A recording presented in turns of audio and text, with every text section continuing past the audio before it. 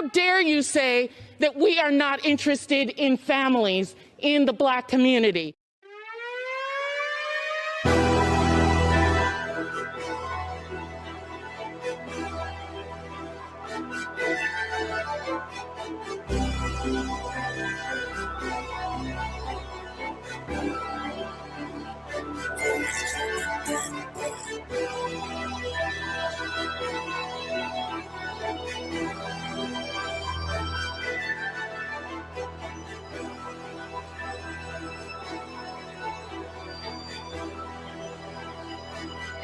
Yes, I own.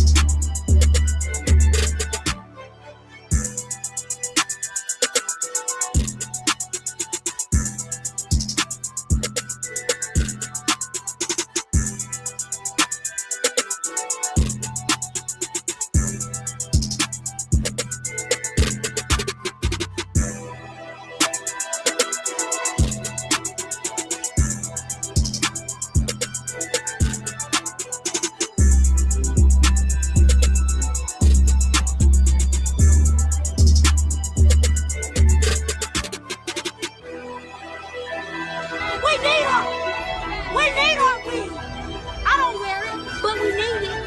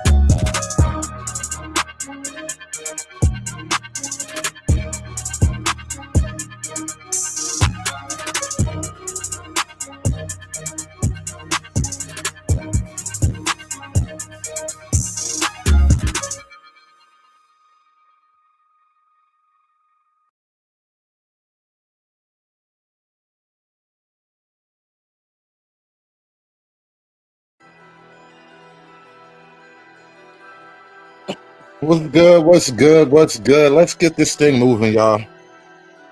That's enough time on the intro. Hit that like button for me, y'all. One of you niggas hit that like button. Whoever's closest to the button, it's on you, buddy. We are gathered here today to talk about these badass children. And I have a question. It occurred to me as I put this show together.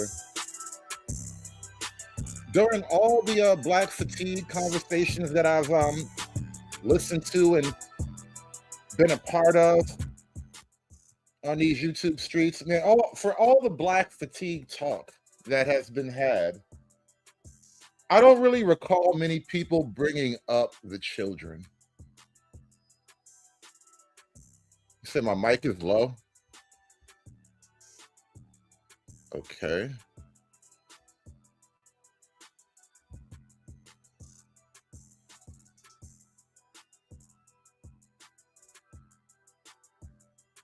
Where is the volume? Better now? All right, it was the music. The music was too loud. All right. Anyway, like I was saying, right? During this whole black fatigue conversation, I really didn't hear many people talk about black children. And I think it's like the one missing link in the black fatigue conversation, you know. There's a lot going on with the kids right now. There are things that I probably can't even talk to you about on the air. Like, there was a couple of kids, they like got arrested for a crazy sexual assault, and everybody involved is like between 9 and 12. It's wild. It's wild. They pulled the girl's hair out. It was crazy. It was crazy. Like, yeah, can't even talk to you guys really about some of the stuff here, but there are other things we can't talk about. So that's what we're gonna do now. Let's kill this music here. Let's get to the show, y'all. Hit the like button, like, share, and subscribe. Throw $1 in the hat. That last show we did about whatever the hell that was, I didn't take it down, but YouTube basically blocked it. I don't know what content I used that got it blocked, but yeah. We're going to leave it blocked. It was too depressing. You didn't want to see that again anyway. The idea of what Black culture looks like, and it's one thing, and it's being portrayed as one thing. And that's why I really respect Sinners. That's why I really respect, Spike Lee for showing the other parts of our culture.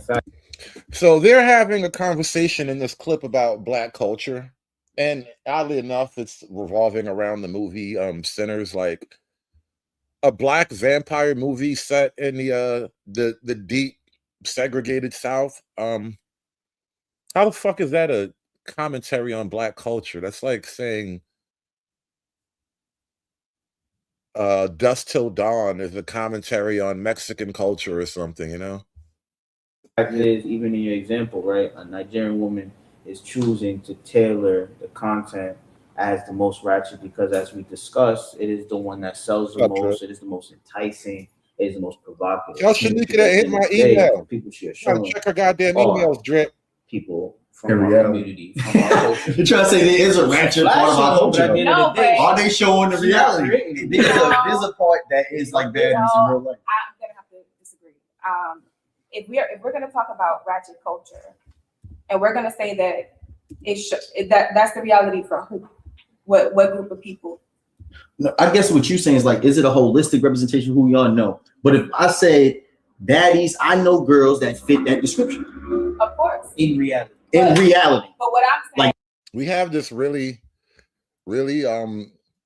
defensive posture anytime criticism of Black culture comes up. And I get the need to defend one's own image or one's own group, but it goes to the point where you can't actually improve.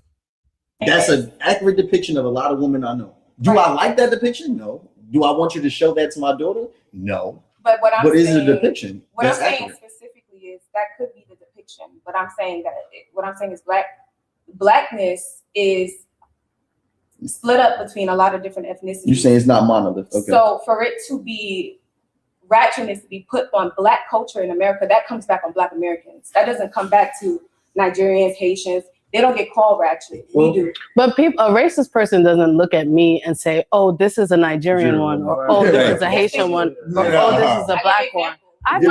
You'd be surprised how particular the racists can get. I mean, if you're gonna really get in this racism game, you got to know your shit. I've not had that experience. Watch Power is the scene in Power, right, where Tasha gets pulled over by a cop. She changes her accent to a Trini woman.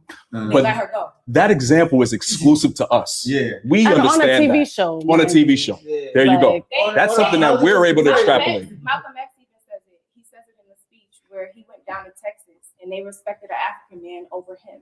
So to say that white people don't see the difference, they absolutely do. They've always known the difference. No. All right.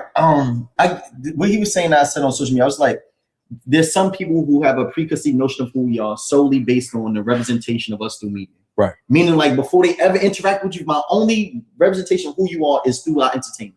That's just what it is, right? That's the reality. You go to Africa, their first representation of Black Americans is going to be Cardi B, is going to be a Casa Nut. It's going to be Black American, though. Right, but that's not what they're not saying. That's not reality. That's my point. That's not reality. Cardi B gets put on us as Black American, but that's not reality. That doesn't reflect our reality. She's not even Black. How many Black Americans follow that depiction that she puts out? How many don't? And it's not out there. Wait. Just like to toss into the mix. I'm sorry, my brother. Go ahead. I just feel like I question, first of all, a system that would make us choose between either one of these things, because I think both things are true at the same time.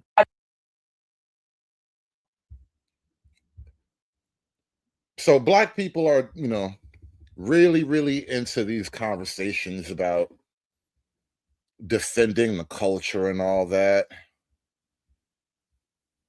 And this is like a little bit of non sequitur, but did you know Obama showed up to a school in Chicago and nobody gave a shit? What happens when Black American children no longer give a shit about the first Black president?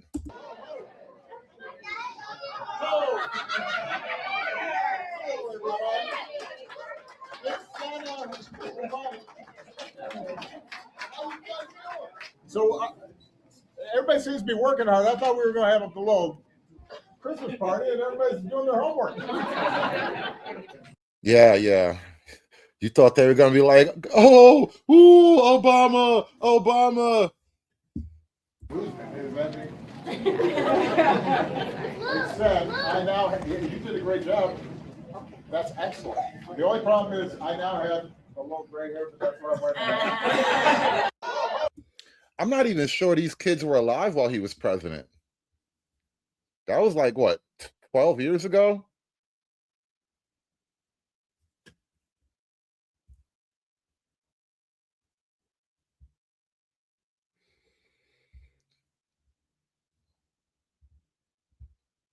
Now, let's see. Where else are we going to go? Ladies, would you defend your male son if a teenage girl put her hands on him and he defended himself physically? Tonight to a story that you can only see here on 11 Alive, showing a Snellville middle school boy throw his female classmate into some desks before walking out of the room. 11 Alive's Chase Howell spoke to the mother of the boy who's in that video, who says people have it all wrong, and she has proof. It was this slap that Adriana Cotton says set her son Derek over the edge. I guess it was a slap in the face the first time. Something was said after that. He just scrolled on his phone. It happened a few more times where she hit him repeatedly. And the part that the video that I showed you was the last slap that she did before he finally retaliated. On Friday, I interviewed Paradise Muhammad, the girl you see slapping Derek before getting thrown. The video we showed you originally was given to me by her family, and it only showed part of the full video. And while we were unable to get a hold of Cotton yesterday, she ended up reaching out with an extended version of the clip. But here's how Paradise answered me when I asked if she hit her classmate during our interview. Did you smack him 3 times? Her name is Paradise. Oh. Me when I asked if she hit her classmate during our interview. Did you smack him 3 times? No, wasn't no. Because the person at the school. Okay, she says it wasn't 3, which kind of implies it was another number between 1 and 3. Or maybe it was more than 3. I don't know. Who I talked to said there's video of you hitting the kid 3 times before he snatched you up. Is that true? No. But does Cotton think her son took things too far?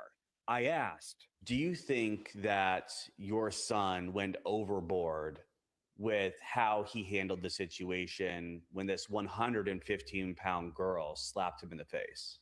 Absolutely not. And I say that because I hate when people bring that type of thing up. Like, because you're a man, you're supposed to take endless abuse from this lesser physical being.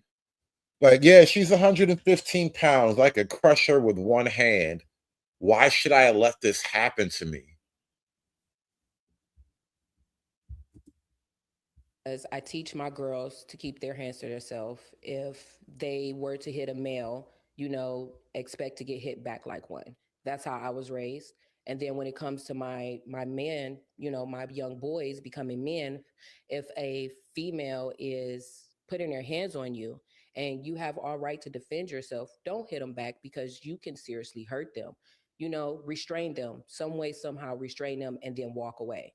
That's exactly what my son did. Understandably, both parents are trained by his mama to whip a bitch ass. Not really though. Not really though. He did toss it to the ground easily. That's like a conversation stopper right there. And then he walked away, Good boy, good boy. We're upset about what happened to their kids, but both believe the situation could have been prevented had the teacher stepped in before it escalated. In Snellville, Chase Howell, 11 Alive News. I love how they blame the teachers. Believe me, teachers are not trying to break up a fight. They typically wait till they get another, maybe if a male staffer, maybe. A female teacher, nah, they're not trying to break up no fights. That's really not, no. Now, Chase did speak directly with Derek on whether or not a teacher was in the room at the time of the altercation. And he told Chase there was, which the Gwinnett County School District told us yesterday, despite Paradise's claims. Again, the district tells us that Human Resources found that the teacher was in compliance with its policies and procedures. I want to share this with you. This I don't think there's any audio to this video, but it's just a sad tragedy. She took the time to mark out a storyline of this young boy's life. How my nephew turned into a YN right before my eyes, and I couldn't do anything about it. We're 11 years and 11 months apart. She's a cute little auntie. I was happy when he got serious about sports. I would always tell him sports. I didn't read that one. He was a happy, fly kid, always laughing and joking. A breakdown took place between me and his mom, my brother and his wife.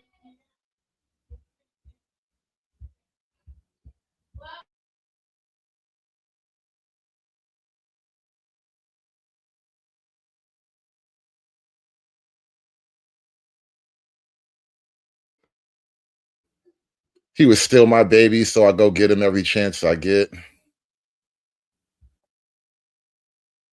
He was so handsome.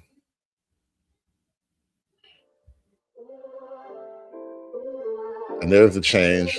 All right, now let me kill the music. I knew there was music coming. He didn't smile as much. Look, turning into a YN.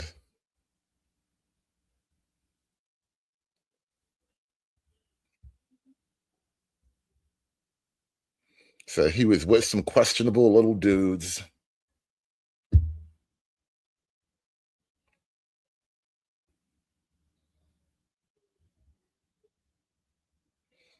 So he had got locked up. Look at this.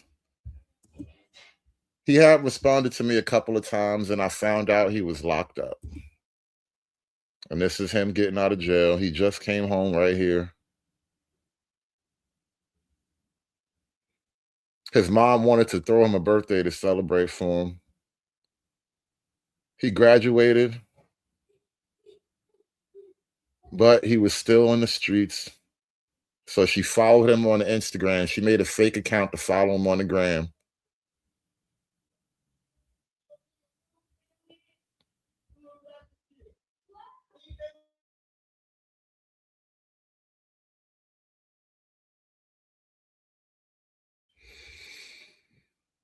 Where are the pictures with his daddy? You shut your mouth, Israelite, asking these type of questions. And then in like a ton of bricks, the obituary. Somebody most likely shot him. You know how it is. Is he wearing a Glock t-shirt? Incredible. Main character syndrome picture. Main character syndrome again. And there it is. Here lies her little YN nephew. I got an even better story for y'all. You can tell it's good. That nigga got tears in his eyes already. By herself, cold, man. Who fucking daughter is this, bro? Thank God I seen her. Herself, she. How old is you? 6. Man, if that ain't crazy, bro. Daughter is this, bro. I need y'all motherfucking ass beat. I tell you that. So out there in the snow, it was like a couple of inches on the ground. It's obviously cold outside. Brother finds some little 6-year-old girl walking on her way to school alone. This is y'all let your daughter walk out here with no fucking hat, no shoes. Thank God I fucking seen her. No shoes. People out here, thank God I seen this little girl, bro. No shoes. She about to die out there, bro. This is y'all let your daughter walk out here with no fucking hat, no shoes. Thank God I fucking seen her. Those sick ass people out here, thank God I seen this little girl, bro. This shit got me so mad and angry. This shit got me so mad and angry, bro. Nigga got this little precious little girl just out here walking by her fucking self, bro. I ain't want to put her in my truck, bro. So I got out and walked with her, made sure she got to where the fuck she going. Bro, got motherfuckers got this little girl out here just walking, bro. Yeah, you know, this is one of those times in a dude's life where, like, it's perfectly okay for him to have tears in his eyes right now. Nobody's ever going to say shit about this moment in his life. It's fucking crazy, bro. And this sick ass motherfuckers out here and people don't fucking care. That'd be the crazy part. Motherfuckers be out here don't give a fuck. I hate people like that. I hate people. I hate people with a fucking passion, bro. Oh, I'm so happy I seen this little girl. I'd have felt so bad she would have ended up on the news.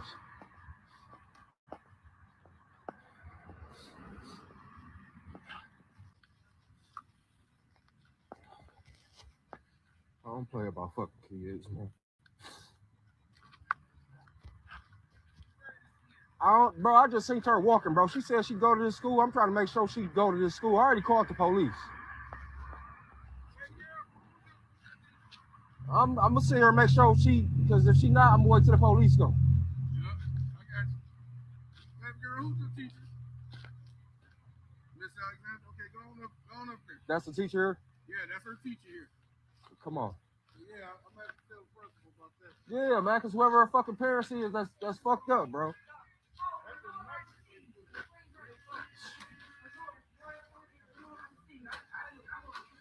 And you know what, Tyranny? It's unclear whether or not she left out the house or the school or what. Yeah, she is. She is. Y'all know her? Yeah. All right, appreciate it.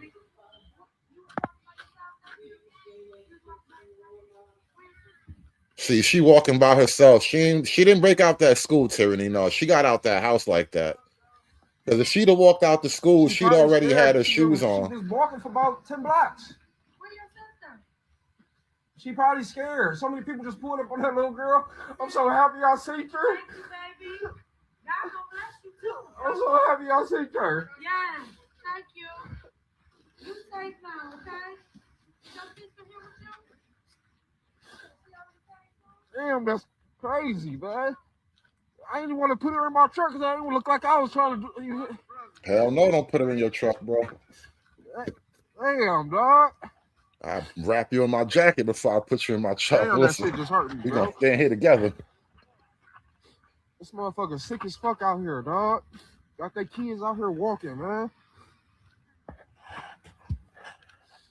Shut up, God nigga. damn, that's crazy, dog.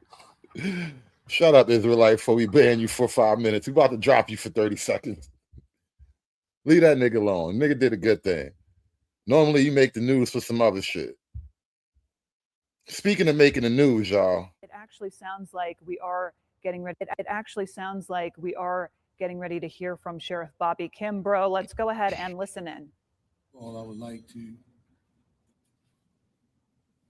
ask you all to pray for the families, pray for the community. Vamos a creer que oremos para la familia. It's truly another sad day in Forsyth County. Es un día muy malo para el condado. Before he even gets into it, let me just give you guys the background. I forget what state this is. I want to say North Carolina, but there's a fight at a high school. Knife was pulled out. One child is no longer here, and a lot of it was caught on video. At approximately 11:04 a.m. this morning, our SRO sent out a communication Aproximada a las 11:04 de la mañana, los oficiales mandaron un anuncio that he needed all hands on deck. We responded to North Forsyth High School. que necesitaban Upon toda arrival, la ayuda we responded to an altercation between two students. en North Forsyth, la escuela, entre la Doing pelea this- entre dos estudiantes. During this occasion, the altercation, there was a loss of life. En esta pelea hubo una muerte entre What I would los tell dos you is estudiantes. that the families of the people involved have been notified. What I would tell you is that there is no danger to the community. What I would tell you is that Winston-Salem Police Department, City of Winston-Salem, Emergency Management, the school system, we're praying with the family, for the family, to bring resolution. I know you have a lot of questions. What I will tell you is that it's an ongoing investigation. What I can tell you is what this community needs now is prayer. I need your prayers. The principal needs your prayer. The community needs your prayer. We need prayer right now. That's what we need. I wrote says the nigga sound tired, bro. He's not tired. He has black children fatigue, bro. Wears you down little by little, man. Black children fatigue. I'm telling you. I'm going to pause for a moment and bring Chief Penn to the podium to share a few words.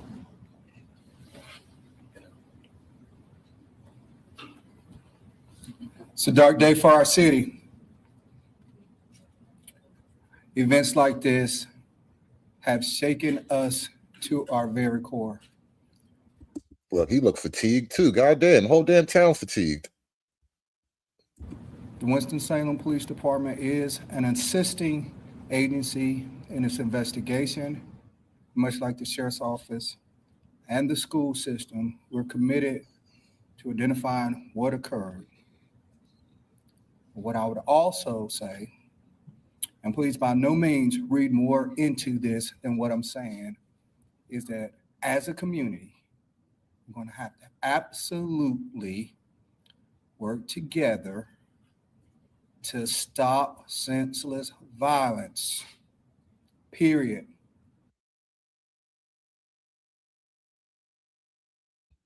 Stop the violence, y'all.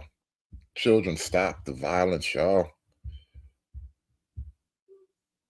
So here's an image from the video. I don't think there was any Spanish kids involved. I just think it's like a heavily mixed Spanish neighborhood. So they have to have a translator for stuff like that.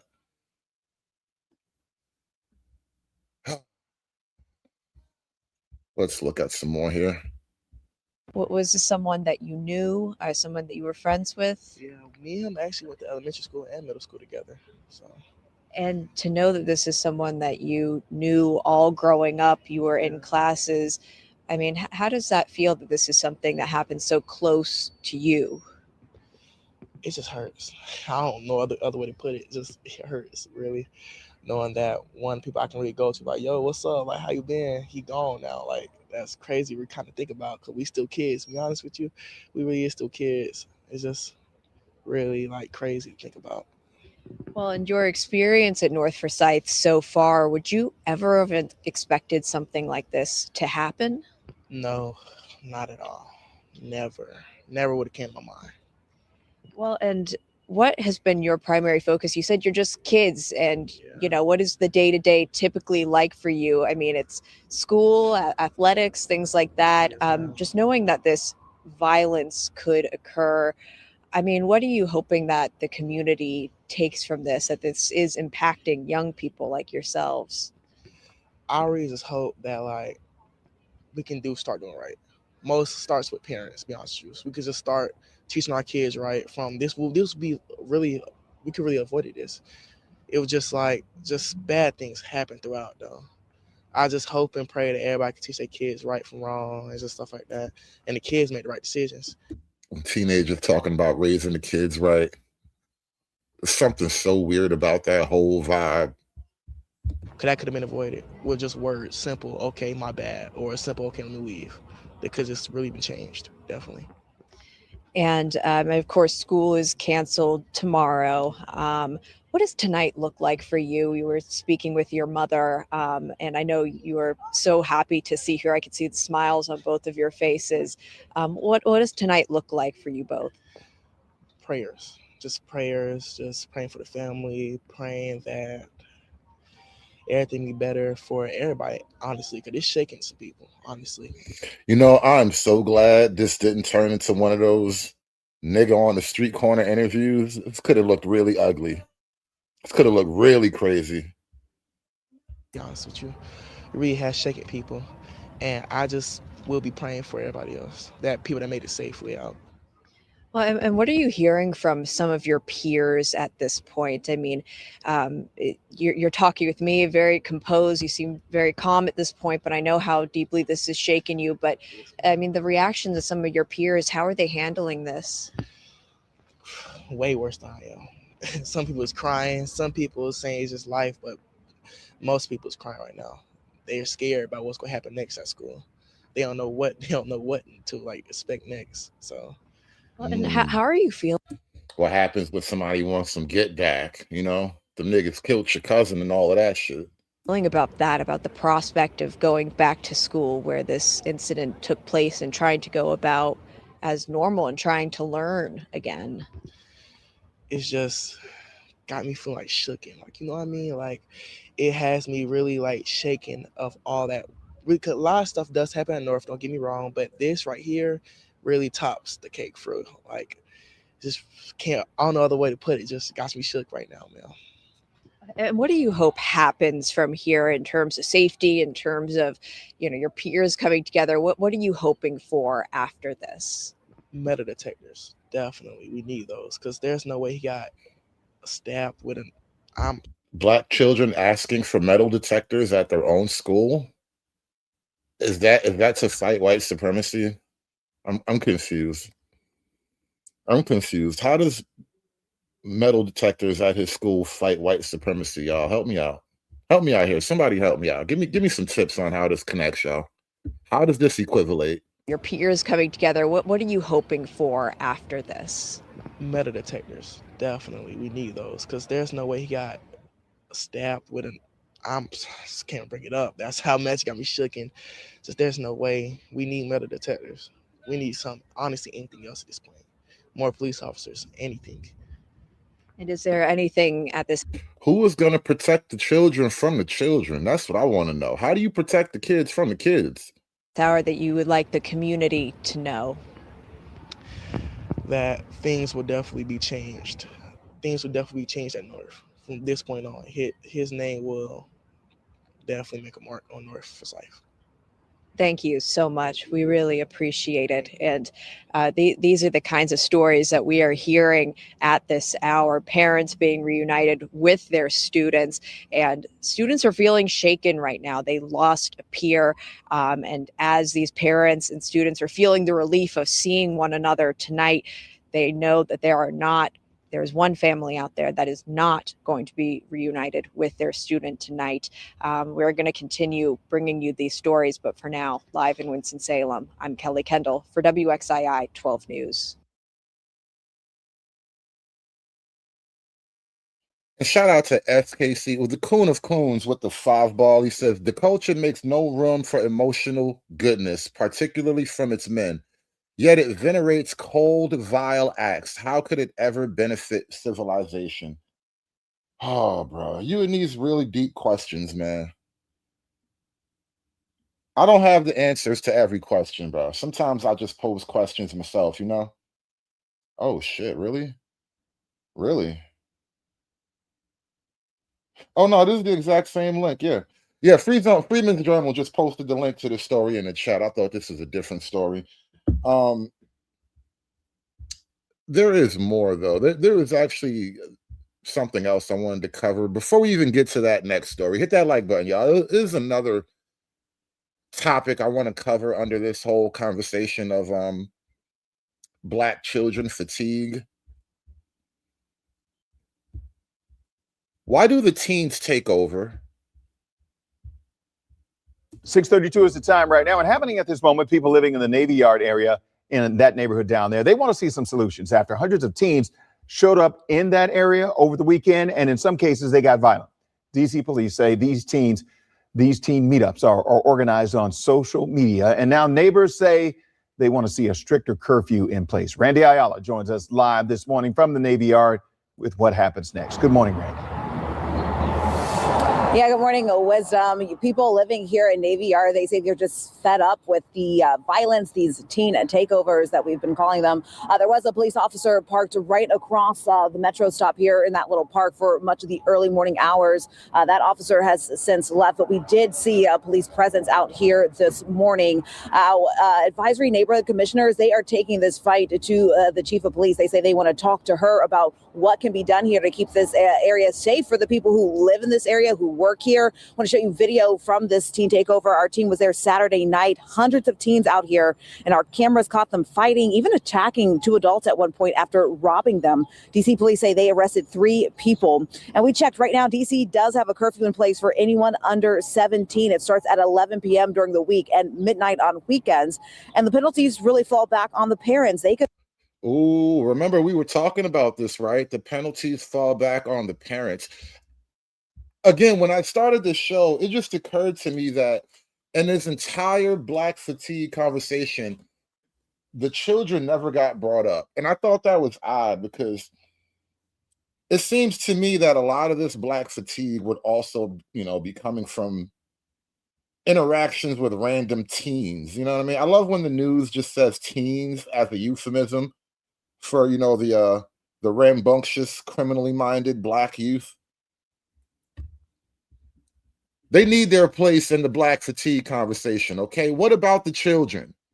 You sons of bitches forgot about the children. And we checked right now, DC does have a curfew in place for anyone under 17. It starts at 11 p.m. during the week and midnight on weekends. And the penalties really fall back on the parents. They could face a fine of up to $500. Teens in violation could also face community service hours. At this community town hall meeting that took place last night, neighbors who live here said scenes like this are scary. They want city leaders to intervene here. Family advocates say, though, getting more police involved won't necessarily help. The curfew is a Band-Aid, but it could work. In addition to other programs that are targeting the families of these youths. Oh, in order target the families in what way? I wonder how that works. What would that look like? What would targeting the families of these youths look like from a government program standpoint? What do you mean? I don't even know what that means. for us to come to a solution with all of this stuff, we all have to be on one page and we have to think as a team. And we can't just look at it as, I want him arrested, I want her arrested, or I want the police more involved. Two differing opinions there. Commissioner Edward Daniels tells us some people have actually started moving out of this area after teens have been able to access apartment building lobbies. The commissioners tell us that they've already talked to the mayor's office about it. They're looking to take this fight to MPD. So we'll continue to follow what happens here. But for now, that's the latest here in Navy Yard. I'll send it back to you.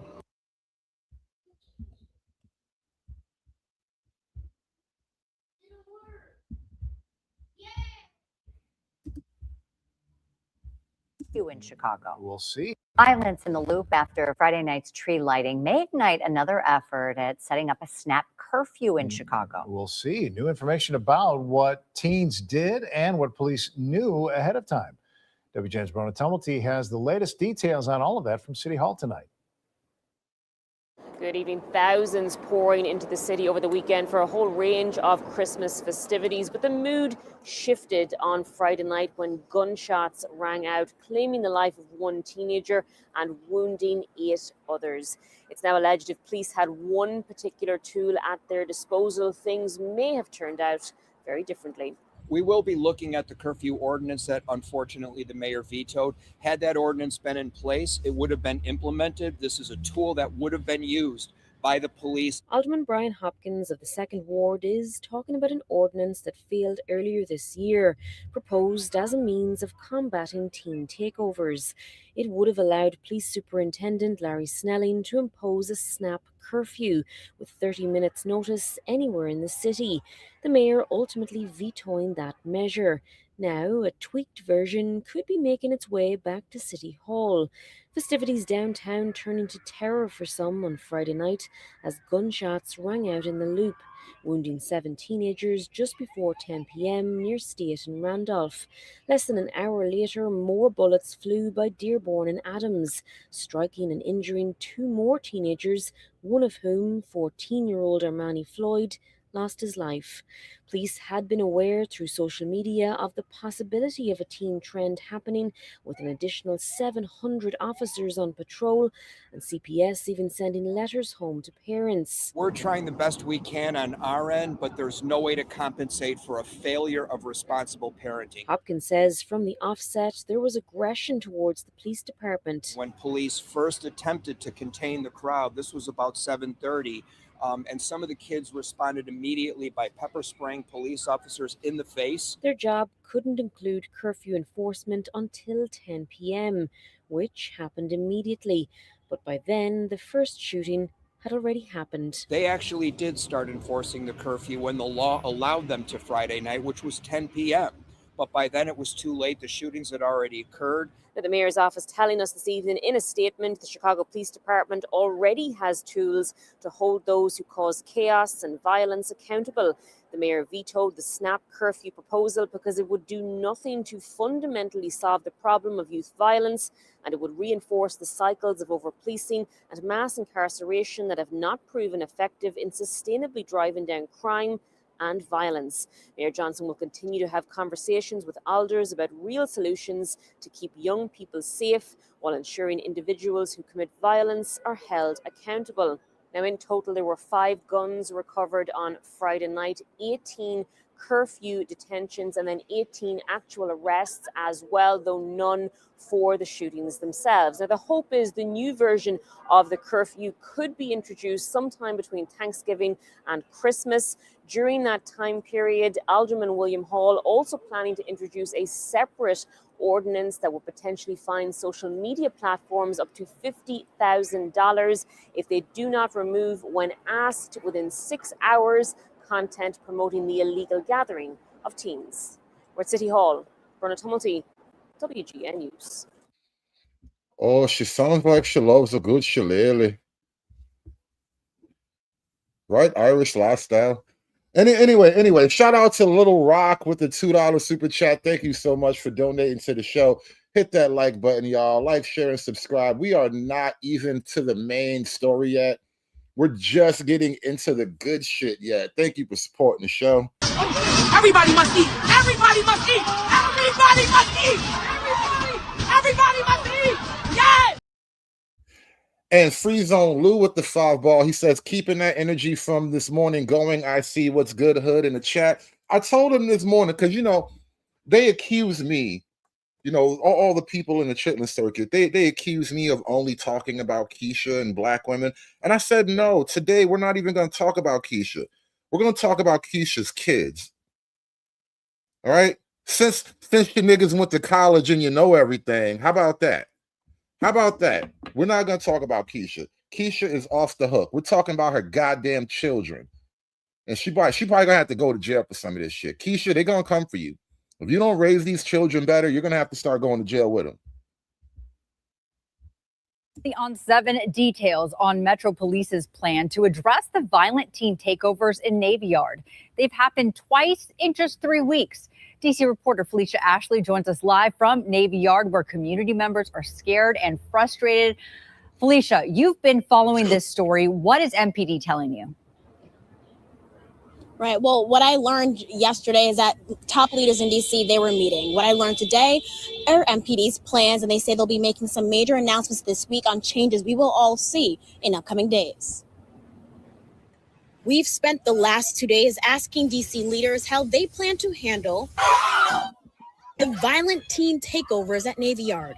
After no email replies from D.C.'s Public Safety Councilwoman Brooke Pinto, we stopped by her office. No response. We stopped by Navy Yard Councilman Charles Allen. His team claimed he wasn't available. The mayor's office wouldn't provide a statement after the second takeover in 3 weeks. We went to an MPD public event and exclusively spoke with DC Police Chief Pamela Smith and asked what is being done. Yes, Pam. Pam, we demand answers, all right? You out here letting these kids run wild and shit. You don't want to lock these children up. You have to do something with these children, Pam. Everybody's waiting on you, Pam. And shout out to the Majestic with the 5 ball. He says, Hood, did your high school yearbook come with an obituary? I had a section for all 4 years, not counting the dropouts. Real shit. Damn, no. Fortunately, I went to some of the better schools in my district, so I didn't get that type of shit. I will tell you this, though. My first friend died when I was 14. That's when I began noticing. I started noticing at the ripe early age of 14. Little Mike. Because we lived in Bmore and like in the southern part of the city. And he went up to like White Marsh or whatever. And it's like some little neighborhood, and it's like a suburb north of the city. So we don't know what the hell happened to him. The story was, he was out there beefing with some niggas and they ran him over with a car. Got hit with a car. Yeah, that was the story. Little Mike. I remember 14 years old, number 1. That was the first one down. Shout out to the Majestic with the 5 ball. I don't know why you just took me down memory lane. I'm telling you, man, this the reason why I be hating niggas, man. I'm telling you, man. It just be us. I be hating niggas, man.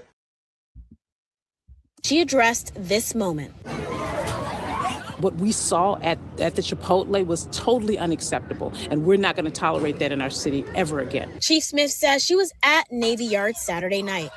That night, massive fights broke out. Teens breached security at nearby apartment buildings. This video shows teens allegedly trying to break into cars. MPD said the group also robbed 2 people, sending one to the hospital. I think it's unacceptable for a parent to assume that they know everything that their children are doing. And if you don't, watch the video. I'm sure. It's really weird. We're in this is a level of the matriarchy, because the matriarchy has like grown in stages and whatnot, because it's sort of like casting off the shell of a pseudo black patriarchy that was attempting to establish itself long time ago. And over time, a lot of changes will happen as the women ascend to their final form. And as we march toward the final form, we're at this point where Keisha is policing Keisha now.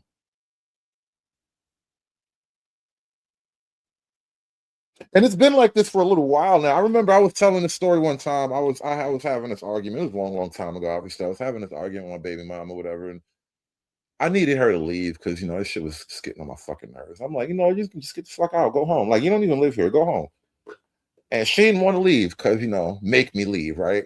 So I called the police because, you know, I'm not really trying to make you leave, right? Like, don't make me make you leave, you know? Don't do that to me. You're going to make me do this shit, right?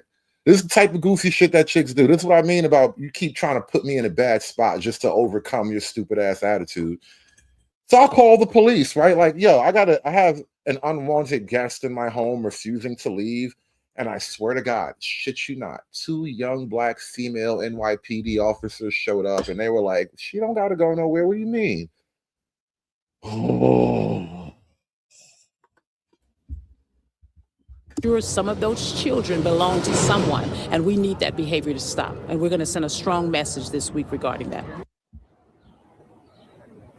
And regarding that message, Chief Smith said that she will be having a press conference later this week to lay out some of the details that we will all physically see when it comes to changes, especially as we inch towards Memorial Weekend. Now, coincidentally, while my photographer and I were standing out here moments before we were bringing you this report, a group of kids came up to us and they were excited to share that they were out here Saturday night. They claimed they didn't do anything, quote, bad, but they say this is their spot. This is where they gather. If you remember the video, this is exactly where a lot of the teens tend to hang out and where those fights break out. So of course, continue to bring you the latest details. When I did ask Chief Smith what's most concerning about all, I bet whoever owns that hot dog stand right there, he's seen a lot of shit.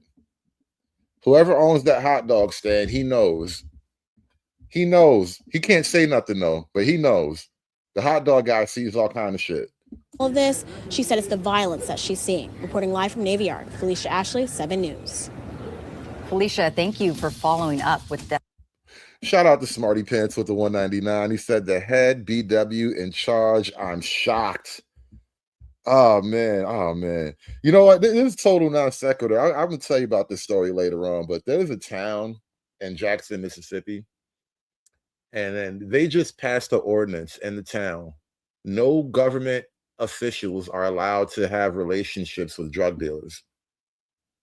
I swear to God, they felt the need to make it a law. Why do you think they would have to make it a law? Which government officials in Jackson, Mississippi are just having all of these interactions and relationships with dope boys? Why would they need to make that illegal? I swear to God, I was gonna do content. I was gonna make a video on it. I just never got around to doing it. But like, bro, they really did. I'm like, see, this that shit niggas we talk about. I'm about to email that shit to Pearl just so she can start some more shit with you niggas. And are planning now for a potential replay of the chaos from last weekend. And new tonight at 10, some Chicago teens fear the takeovers could lead to racial profiling. CBS 2's Jermont Terry is live in the loop. They are afraid that these teen takeovers could lead to racial profiling. Amazing. Jermont. Erica, every teenager out at this intersection last Saturday night was not here to start trouble. And I caught up with a group of supervised youngsters who got swept up in this takeover mayhem. And tonight they fear when and if they come back downtown, people might look at them with side eyes because they fit the description.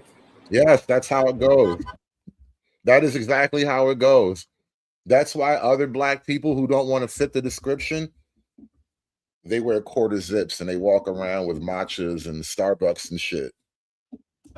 This scene from last weekend of teenagers and young adults jumping on buses, attacking and robbing people in downtown left so many in shock. Yet for others, it was deeper. It was hurtful feeling just to see Black African-American young people down there. Charles McKenzie brought 15 youngsters from his youth mentoring group, Inglewood First Responders downtown, last Saturday. After enjoying dinner on Erie along the Mag Mile, the chaperone teens started walking south towards Millennium Park. We still had a good time up to the point where the teens started running in. Eric Anderson and LaTanisha Thomas walked with the mentoring group that night. We just hearing loud crowds coming from each side. Overwhelmed, because just why? Yet when they saw who was causing the panic, it really made me feel like kind of angry a little bit. Because those wreaking havoc looked just like them, and that fear turned into shame. Damn. See, that's when you start feeling like a coon. That's exactly how the coon pipeline works. You know, you go from being a regular proud black, and then you have fear, and then you have shame, and then you have coon. That's exactly how the fear, shame, coon. You know, like what them niggas doing down there? Oh shit. Then it's damn, oh damn, that's black folk. They looking crazy right now. Damn, now I look crazy. Damn, now I look crazy because they look crazy. You see how that goes? Fear, shame, coon.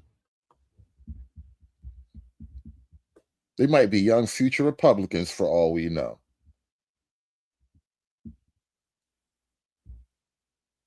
They might start campaigning against the Democrat Party. Oh yeah. What happened to your sheriff? There is powerful niggardry at work here. In the panic. It really made me feel like kind of angry a little bit. Because those wreaking havoc looked just like them, and that fear turned into shame. They setting that image for us as a community. The majority in the crowd were unsupervised black teens. It's believed these downtown takeovers and recordings are all for social media clout. But much of what we saw was criminal, not mischievous. People were injured, property damaged, and 2 were shot.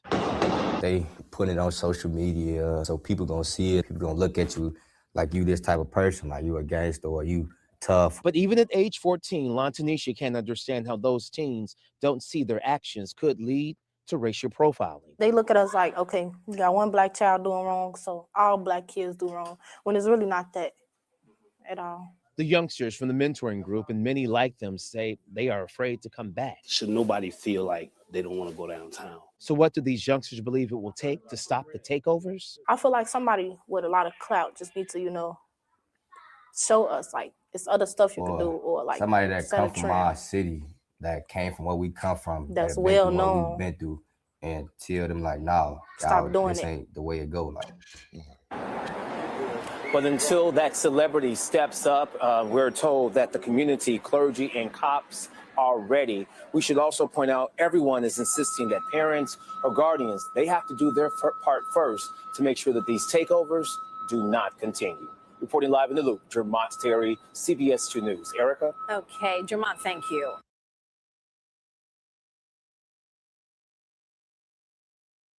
Football championship in Florida.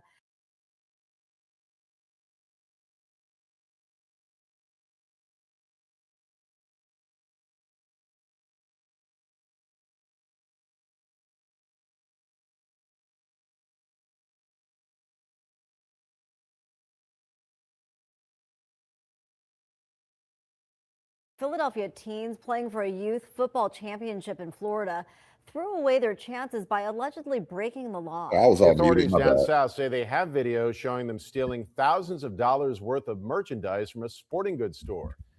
Now, this is the main story I wanted to talk about right now because I came across this like a day or two ago, and I was just holding on to this one like, wow. Y'all really went out of town and ransacked the store basically, and you just thought that was just going to go down. Like, you must not know, Florida is not Philadelphia. This is why when you go out of town, you're supposed to always be on your best behavior as a traveler. If you little niggas were experienced travelers, you would understand that type of shit. You don't want to get caught off sides when you're way out of bounds already.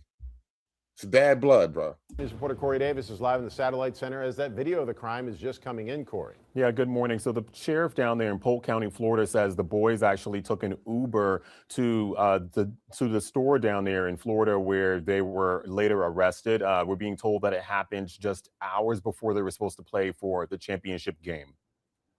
I don't know if these all were starters or not. Just hours before the championship game? Are you really? Come on now.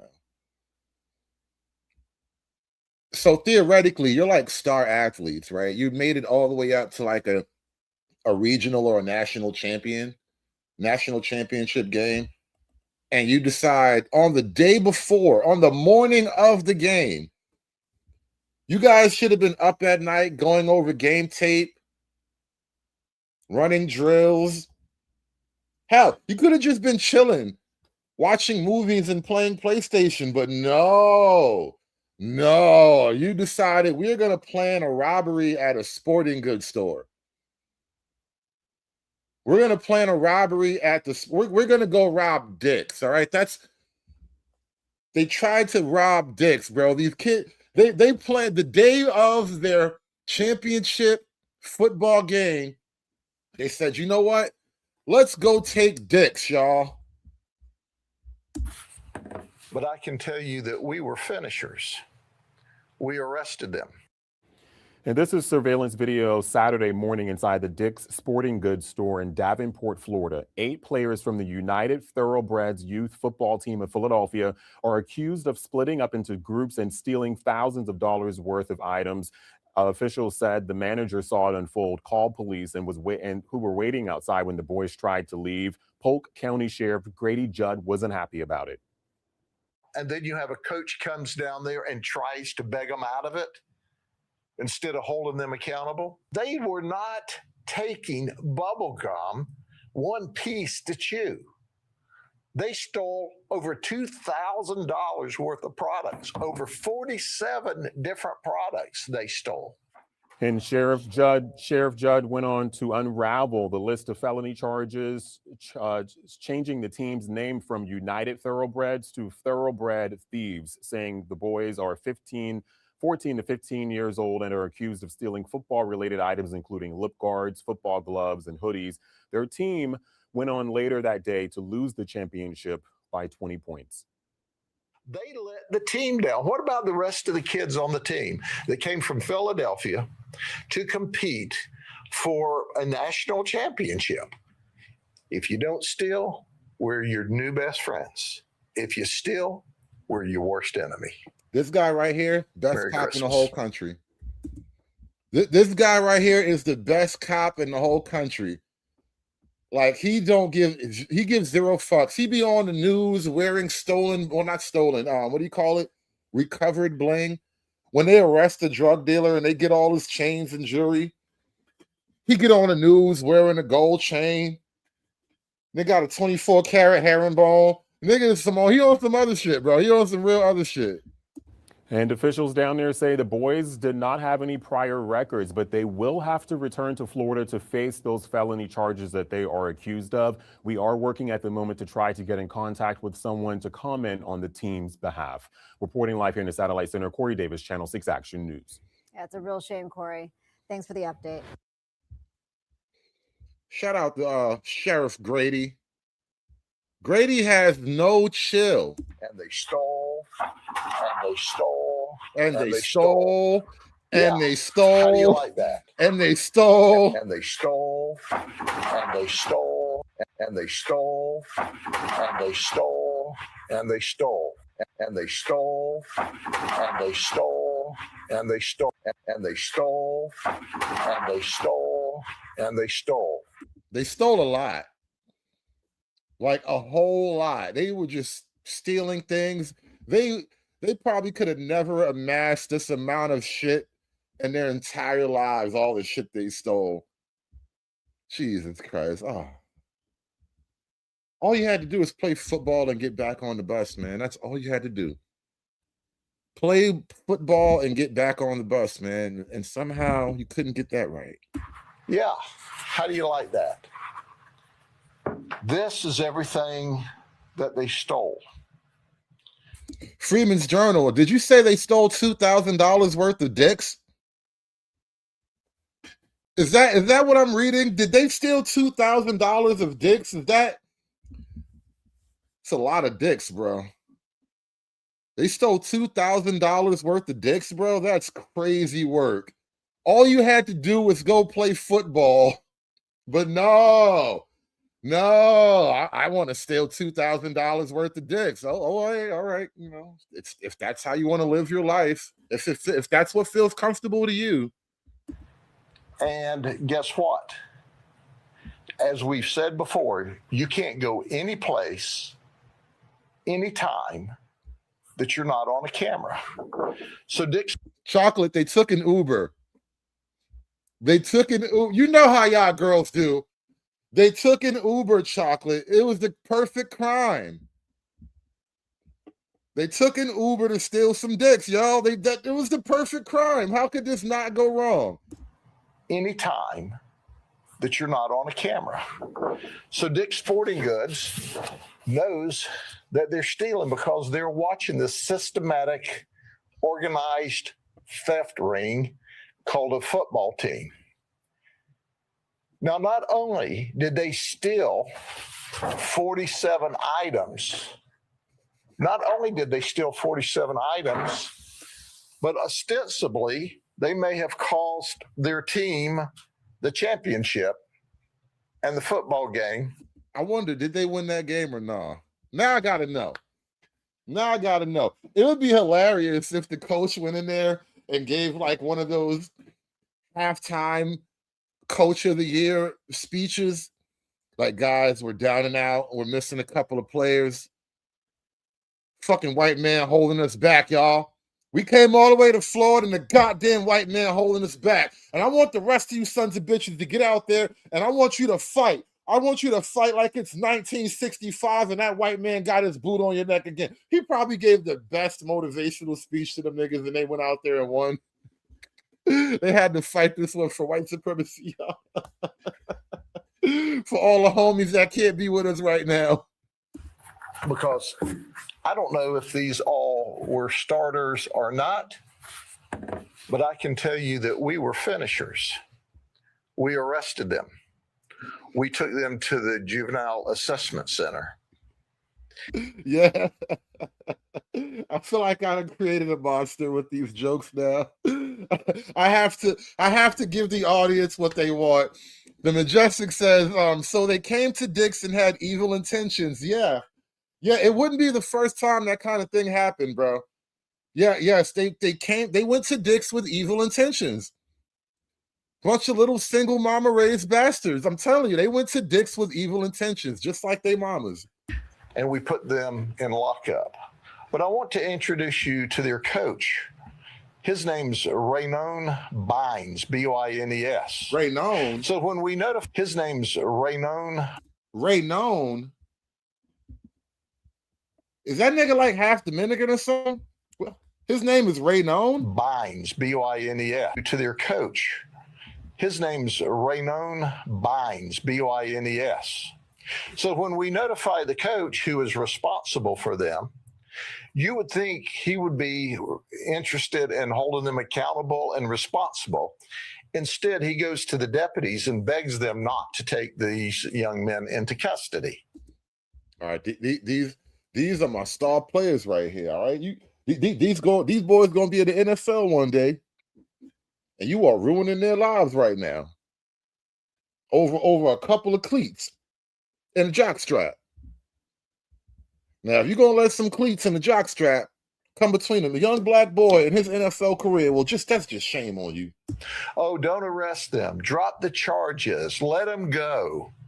And then when we said no, then they go to Dick's Sporting Goods to the manager and said, oh, don't charge them. Don't charge them. They were not taking bubble gum one piece to chew. They stole over $2,000 worth of products, over 47 different products they stole. And then when it was evident that they were going to be arrested, then the coach says, don't you guys have anything better to do?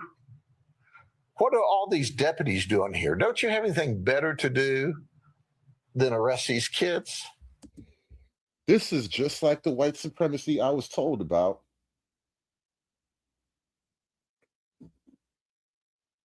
This is exactly what I was told. Listen, I don't know how you do things in Philadelphia, Pennsylvania, but in Polk County, Florida, we'd lock you up for stealing, for being a thief. So this is part of a football team. This is also the thoroughbred thieves. Thoroughbred thieves. Yeah, they actually made a graphic for it on the chart.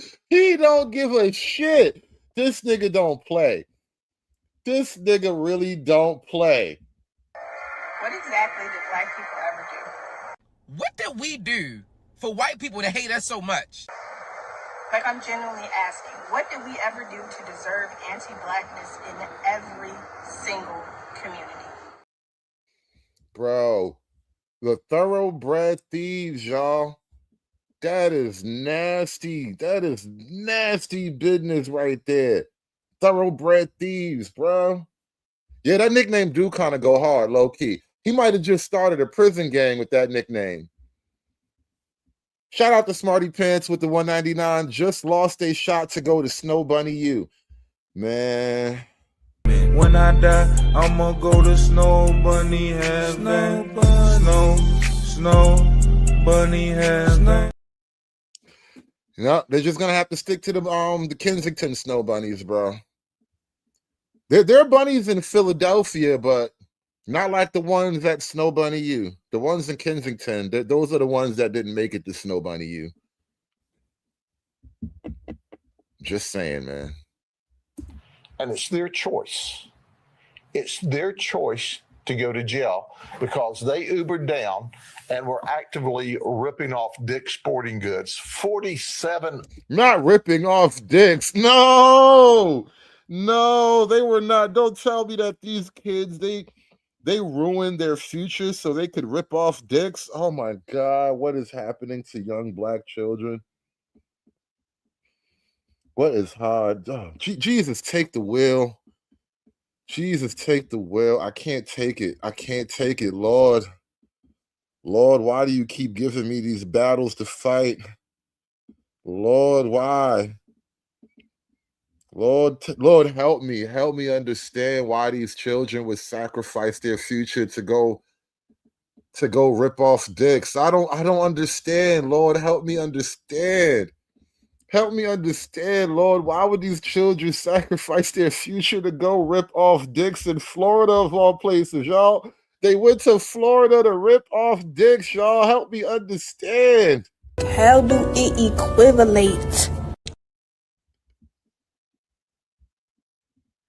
Items I believe they were caught with. So at the end of the day, the message is clear, not just in this Christmas season, but anytime. All of these stores have cameras, and we have relationships with all of these stores. If you come here to Polk County and steal, there's no notices to appeal. Did he just say he has a relationship with Dick's? Oh my God. This show just got really ironic. I didn't expect it to get this way. But now that we're here, did he just say that he has a relationship with Dick's? That is crazy. Here, there's no warnings. You're in handcuffs and taken to the county jail or taken to juvenile lockup, period. You don't want to go to jail? You don't want to go to juvenile lockup? Don't steal. We didn't choose to arrest you. You chose to be arrested. And that's the way it is. And for the coach, you're way off base here, buddy. Way off base. You're the ultimate loser. If you'd been coaching these kids upright, if you knew where they were, if you didn't allow them to Uber away, they would have played in a ball game Saturday night. So you have a compare and contrast here. Let me tell you, this is the heroes. This is the coach and the team that did it right. Is that a picture of the police? Who was that? And I'm so proud of them. And I'm proud of their 15-0 season. Oh, okay. He held up the team that actually did win. Yo, Coach Grady is on some shit, man. Sheriff Grady, he be on some other shit, bro. Sheriff Grady need to stop, man. Sheriff Grady really be going extra. He be coming out with he come out with visual aids, made up names and shit. The thoroughbred thieves. Like, no, fuck the thoroughbreds. Shout out to the real champions right here. I got the real champions. Knew where they were. If you didn't allow them to Uber away, they would have played in a ball game Saturday night. So you have a compare and contrast here. Let me tell you, this is the heroes. This is the coach and the team that did it right. And I'm so proud of them. And I'm proud of their 15-0 season. That's a great group of young men there. And this was their opponent Saturday night, absent these 8 guys. Because, it's hard to be on the football field when you're locked up. Is there any questions? Sheriff, is this type of organized crime, is this something you see a lot this time of year? Do you know we see theft go up around the Christmas times for obvious reasons? There's a lot of people that need product for gifts in small order. I am hugely frustrated with this. The coaching, the supervision wasn't there, or these kids wouldn't have been running wild. These kids knew better. Maybe you steal stuff in Philadelphia, Pennsylvania and get away with it. Hey, here's a note to people in Philadelphia, Pennsylvania.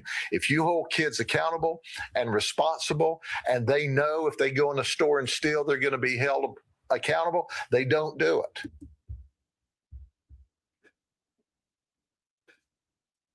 So these kids just thought they could walk down in here in Florida and steal some dicks. We're just going to steal some dicks in Florida. Stupid kids. I hope you learned your lesson about stealing dicks, Shaw. You didn't see 8 kids from Polk County in a store this weekend stealing, did ya?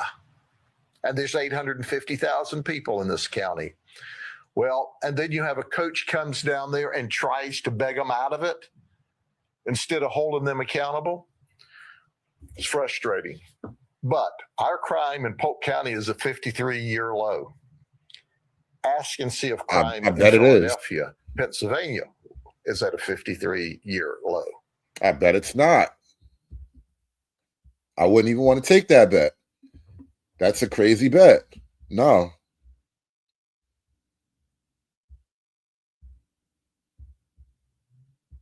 Championship game. First, a situation in Florida that has garnered national attention, maybe for all the wrong reasons here. Several members of a Philadelphia youth football team who traveled south for a championship game, got sacked with criminal charges instead of vying for a trophy before their trip back home. Polk County, Florida Sheriff Grady Judd is here with me now. Thank you so much for your time. It's my honor to be with you in all of Chicago today. So let's just first start by going over what went down. What happened? Well, first and foremost, this football team, the Thoroughbreds, were here to play for a championship game, as you explained. Well, on Saturday morning, they were in a short-term rental and without adult supervision took 2 Ubers down to one of the Dick's Sporting Goods at a big mall we have. And they paired off into 4 groups, and they went into this sporting goods store and started stealing. They stole over $2,000 worth of merchandise, over 47 different items. And of course, Dick's Sporting Goods, which has great security, notified the sheriff's office. We immediately arrested all 8 of them. Now, they should have been preparing for their championship game Saturday night, but instead they were at Dick's Sporting Goods without adult supervision, stealing. So we notified the coach. The coach showed up and asked us not to charge them. Oh, don't charge them. We said, hey, we don't know how you deal with this stuff in Philadelphia, but when you steal from a store in Florida, and especially our county, Polk County, you go to jail or juvenile lockup. Then he asked management. He said, oh, don't press charges. Well, too late for that as well, because this is not kids stealing bubble gum that need a little coaching. This is organized retail crime by juveniles of all people. So then the coach turns on us and says, I can't believe y'all don't have anything better to do. Well, we had other things to do, but the number one thing we had to do was arrest a bunch of football players stealing. Now think about it. The rest of the team's doing what's right, and they're back preparing for the game. And these 8 guys ruined it for all the rest of the team and the kids. That's why I call them the thoroughbred thieves. They lost the game that night, 26-6 to Cocoa. That team did what was right. Oh, by the way, this 8 weren't on the field. They were in lockup. Yeah, so these are 14 and 15-year-olds. And I think, yeah, if we all look back to when we were 14 and 15, we made some stupid decisions for sure. But there's so many different layers to this. Let's go over some of the things that were stolen. Do you remember? I have a list in case you don't have the list of things that were stolen. I don't have the list with me, but Really quickly, shout out to my man Andre with the $2 super chat. He says OGs need to teach the young blacks to steal right. Exactly. You gotta do it like this, y'all. Give me the money. Give me the money for all that I would do. Give me the money. Shout out to Andre. That little boy had guidance. That little boy had training. That little boy gonna go places in life. These little niggas, man, they should have just kept playing football. I know that there were jackets, there were clothes, there were a lot of different things, and some of them were very expensive, but altogether they added up to be over $2,200. Yeah, and there had to be some thought process through all of this. I mean, it didn't kind of happen out of the blue for them to take the Uber over. As I understand it, they like split up into two groups to come in and do this. So I'm seeing like Nike men's fleece hoodies, beanies, a watch hat, running jackets, wristband, a lip guard, football gloves, turf tape, a football shield, and just so much more. Again, like you said, that totaled up to, there's even underwear on the list here, that totaled up to over $2,000. So, you wonder why they did what they did. I would like to ask you, did it seem like the kids understood the weight of the situation? These are felony retail theft charges. Is that right? Absolutely. There were two different charges: conspiracy to commit organized retail crime theft and grand theft. And yes, they understood what they were doing. She doesn't want them to go to jail.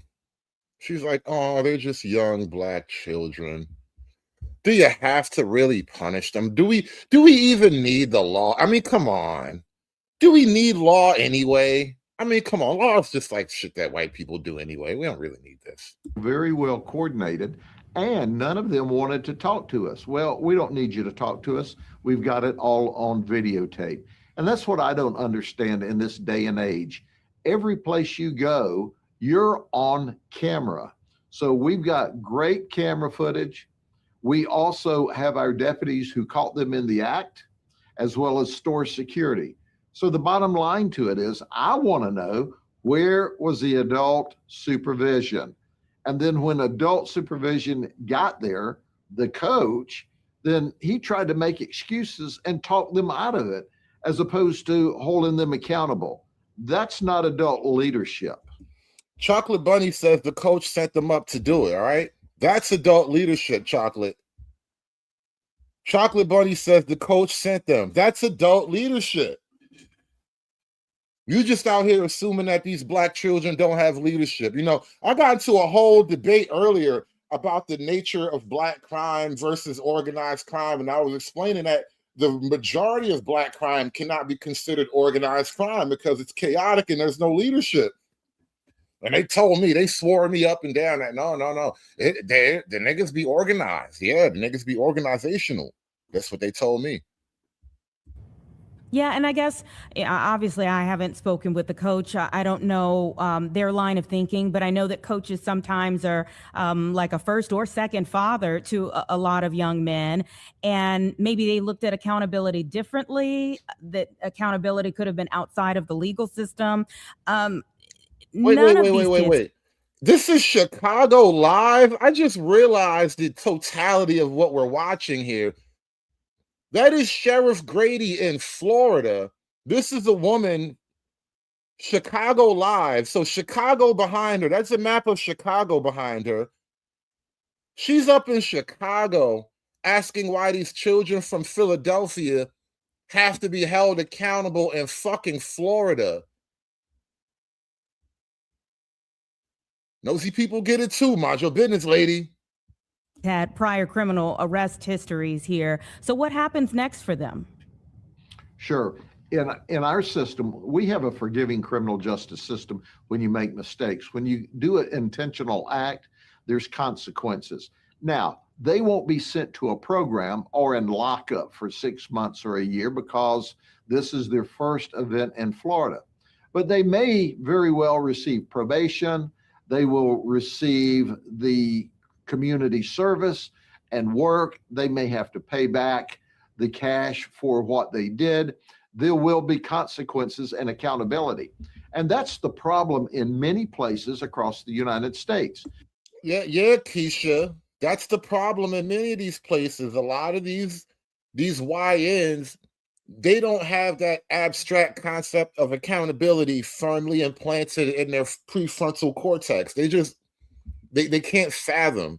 They don't know how to equivalate the concept of accountability. How do it equivalate? There's not accountability and consequences. And if there's not, then the kids think, well, it's okay to do it if I'm not held accountable. Well, they are in Florida and they are in our county. So at the end of the day, we want them to grow up to be thriving, prosperous young men. And that starts with being responsible for your actions. I certainly think that sentiment is true, however you see getting to that point here. So do they have to come back to Florida to face these charges, or do they do it from Philadelphia? Oh, no, they'll get to come back. It's weird. It just occurred to me, there's a weird subsegment of the internet. Like when I was watching The Hill and I was playing a clip from The Hill the other day, and we were talking about Somalia or whatever. And I said it then. The majority of that show is just a white guy explaining basic reality to his black female co-host. And now I'm stuck with that same feeling again. You know, just regular white guy explaining basic, simple reality to a perplexed black female.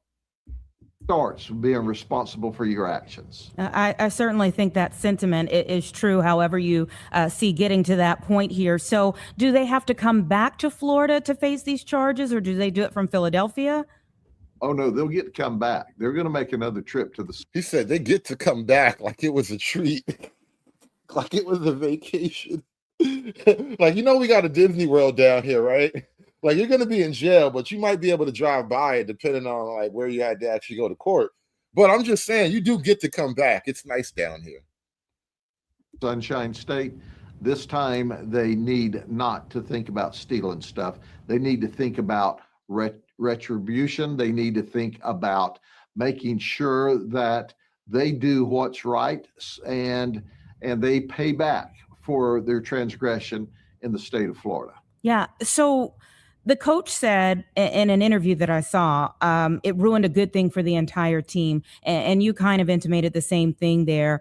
I think the overall situation, their choices that these young men made and the overall situation ruined a good thing. It should have been a good moment, a good memory for so many people on the team. Did you get to talk to any of these young men? I mean, again, outside of the perspective. What exactly is there to talk about? All this talking. What do you? You're like obsessed with talking. Just tip, tip, tip, tip, tip, tip, tip, tip. Just what do we want to do? What do you want to say? What do you want to say? What do you think I'm gonna say? You get to go home? Is that what you wanted me to talk about? You get to go home? You thought we were going to talk about that? No, we're not talking about anything. Talk to your lawyer.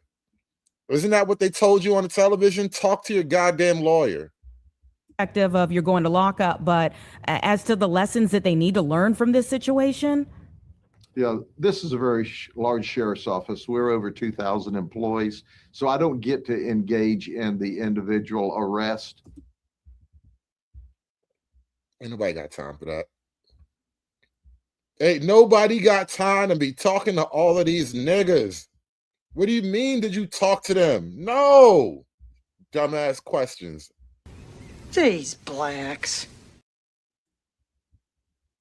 But the reality is simply this: that 8 kids ruined it for the rest of those wonderful kids that wanted to come down here and play football and win a national championship in this league. That 8 kids ruined it. They need to be held accountable, not only by the criminal justice system here, but they need to be held accountable at the league level. I'm not sure that that's going to occur based upon what the coach was doing and the way he was acting, and then he turned on us. Like, that's impressive.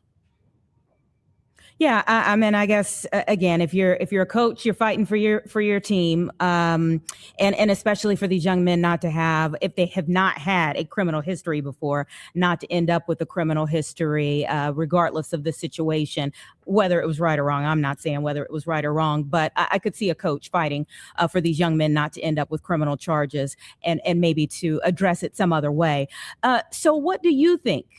Some of the lessons for young people who are watching this situation. I mean, we have young kids who are in, a lot of youth sports in Chicago that are that head down to Florida every year for these championship games, or from any other part of the country. If you're speaking to young kids who are coming down for these championship games each year, what do you say to them? Do I have to tell you not to steal? What the fuck do you mean? What do you say to them? Do I have to tell black children don't steal in Florida? Is that the conversation you really want me to have with you? Like, I don't even want to do that. I want to give you the dignity of not even having that conversation, but you are trying your best to make me do that, right? That's what else do you tell black children? Like, don't steal in Florida? I mean, that shit may be legal wherever you live, but it's not legal down here. No. What do you mean? Talk about what? Well, I tell them we welcome them in the state of Florida. We're excited for them to come here. We believe in youth sports. We work heavily and diligently in youth sports to offer kids the opportunity to improve and to teach life lessons. But if you come to Florida, whatever you do, don't rip off dicks, okay? Florida is very protective of their dicks, and if you rip off dicks, they will come after you. They will chase you down. They will prosecute you. But the reality is you've got to obey the law. You've got to follow the law. You've got to do what's right for your teammates and for the community. And believe you me, if you come here and violate the law, this is Florida. We will hold you accountable and responsible. So don't do it. Come here, have a good time. We'll make sure there's an environment for you to have a good time. Our crime is at a 53-year low here because we don't suffer criminals gladly. So you'll come here, Florida sounds really nice right about now, no lie. You'll be safe, you'll have fun, and don't do what these 8 kids did and ruin it for the rest of the team. Yeah. Sheriff Judd, have you ever had an instance like this during the championship weekend, or anything that kind of rose to this level? I think that like no bullshit. He is like a great advertisement for his county. I want to know, where is he the sheriff of exactly? For future reference, want to cross-check housing prices and whatnot. Where exactly is he the sheriff of? Because I want to live in Florida where he is and no place else yet. I can drive to Disneyland. obviously in a generation where we have social media and we have the ability to Zoom with you from Florida, obviously things go a lot further, a lot faster. But have you had another situation like this in that particular weekend? I don't know that I have ever seen where that many kids got in trouble at one time. Oh, occasionally there's kids that make wrong decisions, but never a coordinated effort by that many people. Hey, shout out to Black organized crime, y'all. They told me that all right, I guess I'm proven wrong. I guess I was proven wrong. Shout out to Black organized crime. This is it, y'all. We are looking at it. I told these niggas most Black crime isn't organized, and 2 hours later, here you go. Black organized crime, y'all. God damn it. Look at me. Egg on my face. Don't I look stupid right now, you guys?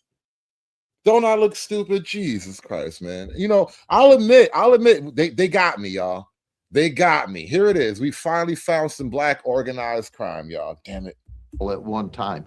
Oh, ever seen where that many kids got in trouble at one time. Oh, occasionally there's kids that make wrong decisions, but never a coordinated effort by that many people. I've not seen that before. And this is not a small county. Our county is almost 1 million people, and we're right in the heart of Central Florida between Tampa and Orlando. So we entertain and have a lot of sports teams that come here because we do a lot with our community and with our children, and we welcome people from throughout the United States. We want them to come here and have a good time. It's safe here. That's why people like to come here, but we don't suffer criminals gladly. Yeah, and have that's you why it's heard safe from your office? Have you all heard from the business owner?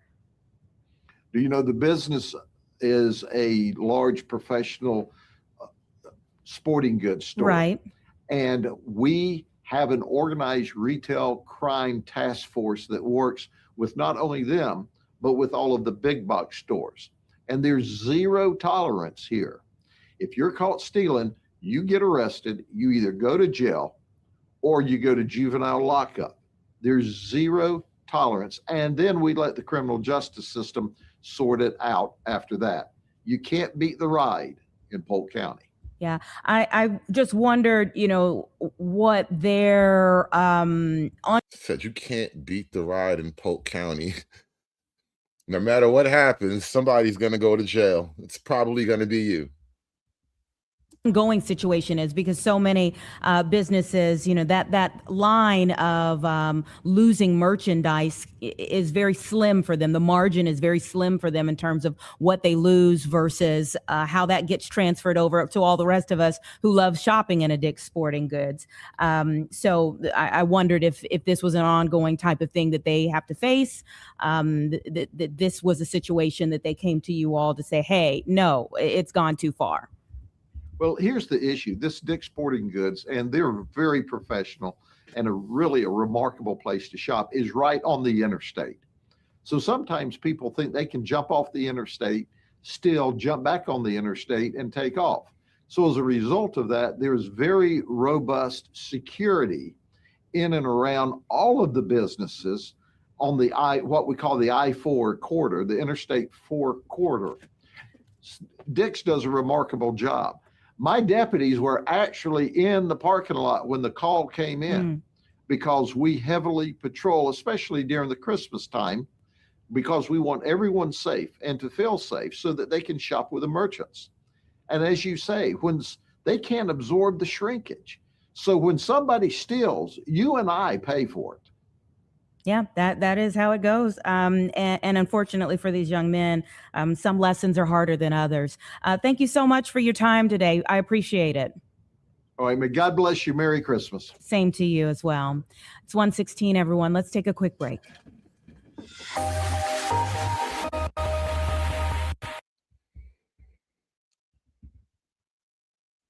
All right, this is what I think we're going to do.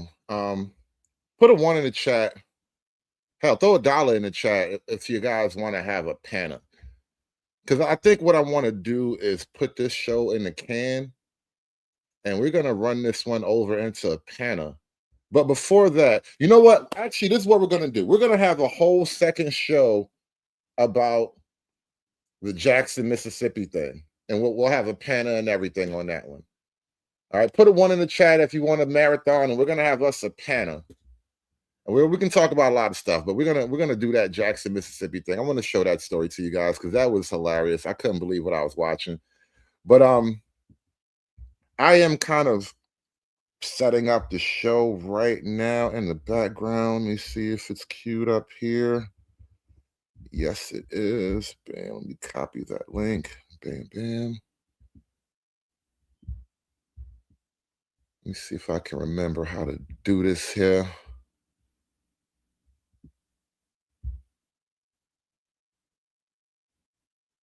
We'll set up a raid real quick, and I'm gonna just funnel you guys right into the next studio or whatever. And let me open this up.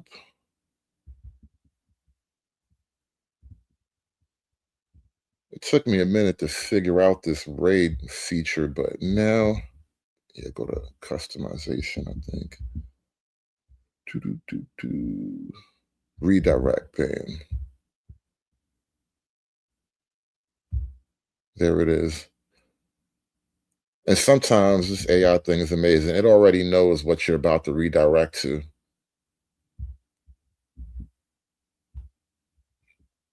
All right, so that is already up and running. Shout out to the Panic Gang out there. Oh, I didn't even notice that. Let me go back and look at these things. Shout out to Carmen with the $1.99. Shout out to True Hype with the $2 for the Panic. Chocolate Bunny gifting memberships. Thank you so much, Chocolate Bunny. You know you like the number 2 lady, and you know y'all building up a whole front row up there, right? Get it again. Okay, I'm gonna say it again. I come in the name of Jesus. Repeat it after me, bitch. I come in the name of Jesus by the power of the Holy Spirit. Shout out to Chocolate Bunny gifting memberships to the church. Appreciate you guys. I am working on some other content. I got to drop another video on the other channel. So we will be keeping the other channel growing with some more content, some unique content to the other channel. But I got to grow that channel in the meantime. We're going to get the Church of Misogyny up and running officially. That being said, guys, let me throw the link. Actually, I don't have to do anything. I already did the redirect. So this is what we're going to do. Now that we got that one out the way, I'm just going to end this stream and we're going to automatically redirect you guys to the next stream, which I'm about to get into and open up right now. Let me make sure that's up and running. Bam, bam, bam. All right. And we're off. I'll see you guys on the next stream. This one is closed, y'all. Hit that like button on your way out. I'll catch you on the other side, y'all. Peace, y'all. It's done. It's done. It's done. It's done. It's done. It's done.